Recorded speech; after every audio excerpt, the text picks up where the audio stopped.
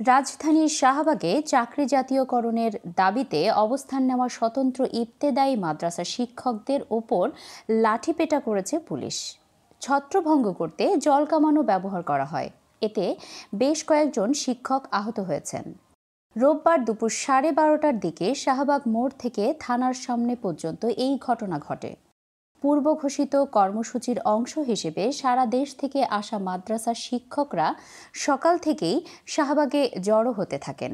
প্রত্যক্ষদর্শীরা জানান, শিক্ষকেরা সড়ক অবরোধ করে প্রধান উপদেষ্টার বাসভবন যমুনা অভিমুখে পদযাত্রা করতে চাইলে পুলিশ বাধা দেয়। এক পর্যায়ে পুলিশ লাঠিপেটা ও জলকামান ব্যবহার করে তাদের ছত্রভঙ্গ করে। আন্দোলন বাস্তবায়ন কমিটির সদস্য সচিব মোহাম্মদ আল আমিন বলেন, আমাদের দাবি পূরণে সরকারের পক্ষ থেকে কোনো সাড়া না পাওয়ায় আমরা প্রধান উপদেষ্টার কার্যালয় অভিমুখে পদযাত্রার সিদ্ধান্ত নিয়েছি। কিন্তু শান্তিপূর্ণ কর্মসূচি পালনের আগেই আমাদের উপর হামলা চালানো হয়েছে।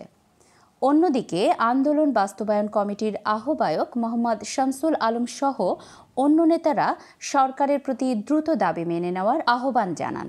উল্লেখ্য, গত 19শে জানুয়ারি থেকে জাতীয় প্রেস ক্লাবের সামনে জাতীয়করণের দাবিতে অবস্থান ধর্মঘট পালন করছেন স্বতন্ত্র ইবতেদায়ী মাদ্রাসা শিক্ষকেরা।